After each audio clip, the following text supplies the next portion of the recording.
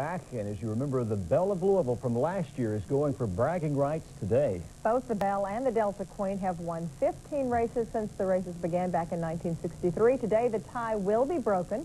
This is the first boat race for Wave 3's Julie Nelson. We find her on board the Belle of Louisville. Julie, you all getting ready to pull out? We are getting ready. They are untying the ropes. Any moment now, we will be pulling out. I've got with me one of probably the biggest supporters of the Belle of Louisville. We've got Mary Jerry Abramson with us and Sydney. Sydney, you came here since you were 7 months old. Is That's right. This is his first trip on the Belle since we carried him on in a backpack when he was 7 months old. So he's 4 and a half, and he's excited. His first trip. Now tell me, Mayor, where does the mayor sit on the boat? Generally on the Belle of Louisville sits wherever the mayor is told to sit or wherever the mayor wants to sit. That's what I figured. But so you're going up top, right, to watch the captain? We are. The captain was kind enough to invite Sydney to come up and grab onto the wheel. So somewhere along the race, if it looks like we're moving more quickly than we were before, you know that it's because my son has grabbed on the wheel and he's kicking the starter even more so than the captain. So, Sydney, this race is in your hands. Do you think you can handle it? Can you? What do you think about the Derby Festival this year? The weather's been a little iffy. You know, look, the things we can control, we control. And the Derby Festival does a great job at controlling them. Things you can't control, you just have to roll with. And this community, over the years of the Derby Festival, we've learned to roll with good days, like right now, beautiful, and also the difficulties with the rain. But it looks like it's going to clear up for the rest of the week. We've got the parade tomorrow and the Oaks. And we're looking forward to it. Now, I need your prediction before we leave. I just wonder who you're rooting for. Got to go with Louis XIV. You know, Louisville was named after Louis XVI. Louis XIV is Louis XIV, the sun god, the sun king. And so if it's a sunny day, Louis XIV, Nick Zito's horse. What about today, Belle or the Queen? The Belle. Oh, of course. Thank you very much, Mayor. Sydney, good luck driving the boat. We're counting on you. All right? We're going to send it back to you, Jackie and Alan. We're going to have Sydney at the helm here for a little while, I guess. So how can we go wrong? Yeah, sound like the mayor had all the right answers there, too, for the race. All right, thank you, Julie. You bet.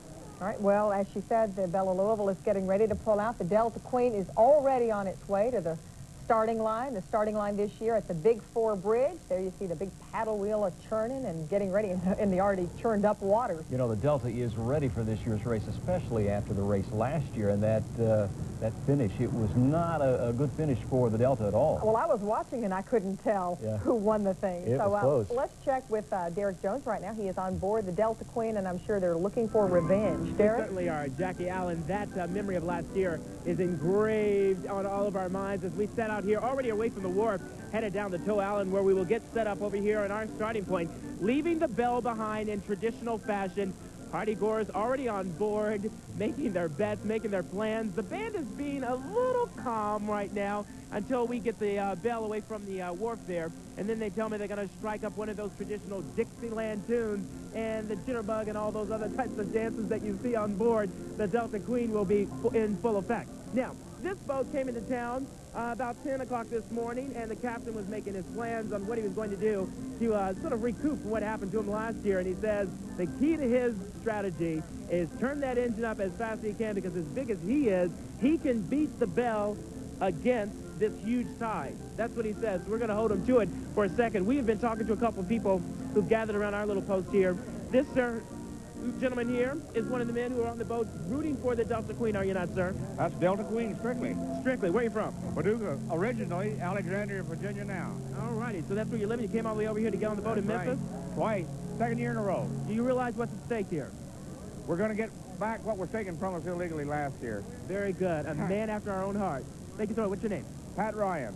Pat Ryan. We certainly appreciate you chatting with us this afternoon. Sister-in-law here in Louisville, Mrs. Bart Sullivan, who stood me up this afternoon. She was afraid we were going to win. Shame on her. That's right. All right. Thank you a lot, you. sir. And he's got a family tree here in Louisville Ties there. Jackie, you know this is such a family tradition. Folks are lining up along the wharf to watch the boats get underway. If it isn't nothing more than a little bit of competition between Southern hospitality and the Belle of Louisville, it's a family event that a lot of people remember for years to come. It's a beautiful pageantry event. Back to you. We'll bring you much more in the next hour. Derek, how close are we to the starting the race right now? Alan, I would say we're probably about 10 or 15 minutes, simply because we are headed up river, but the Belle of Louisville seems to be still attached to the wharf there. They have not blasted off, if you will, bring it to nautical terms. They have not pushed away from the bank. So I think we've got 10 or 15 minutes before we actually start this race. Could be the sneak attack.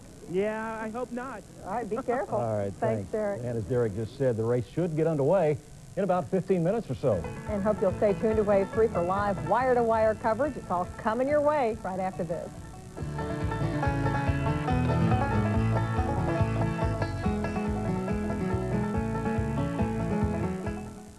Smelling our smokestack. We're going to send it back to the studio, and there you have it, Alan and Jackie.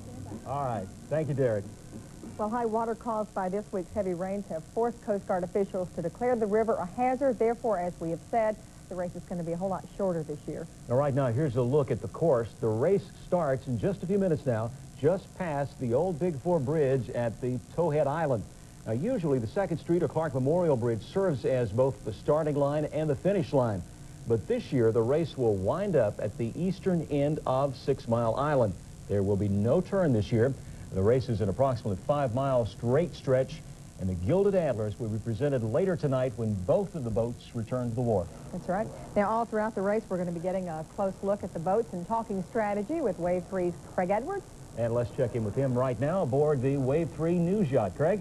Hi, Alan. Yeah, we're standing by out here and waiting for the cannon to fire from the Zachary Taylor.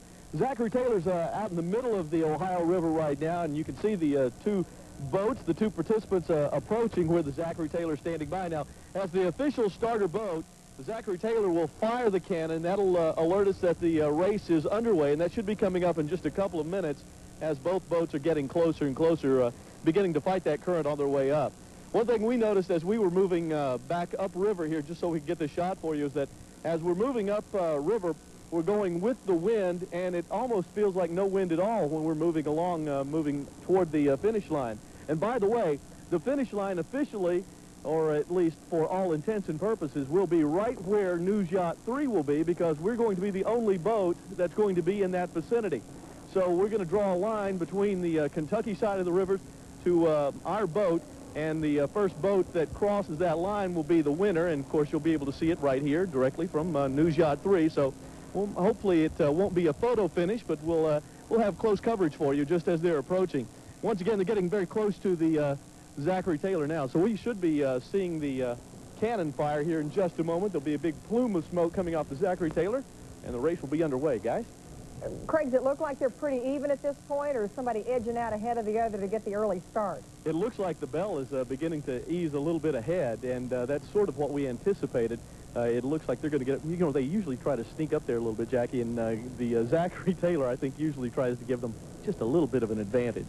Well, I imagine it will be just seconds away, right, from hearing that cannon start. Right. The Zachary Taylor is beginning to turn and face the boats as they're getting closer, and once again, the bell's stretching out just a little bit, so we'll stand by for that cannon to fire here just about any time now. And I assume this is a picture of the Zachary Taylor that we're looking at right there, getting ready to sound off the cannon. Yeah. How rough is the water out there, and is there a lot of debris? There's a lot of debris out here. One of the things we noticed, you know, I went to the Coast Guard meeting earlier, and some of the guys were saying it's almost like some of the islands are beginning to float down through here. There's so much that's coming down through here, big clumps of debris floating through here. So it's real messy out here, and that's taken a lot of the regular traffic off the river as well. A lot of people did not get out with their boats this year. They're standing by on the sides of the river, on the Kentucky and Indiana side, standing by watching the race from there instead of getting out with their boats. There are a few boats that will be coming back down toward the downtown area after the race is over with. And once again, of course, it's just going to be a sprint straight on out. And it looks like they're going to get real close, and I would expect to hear that cannon anytime. Craig, no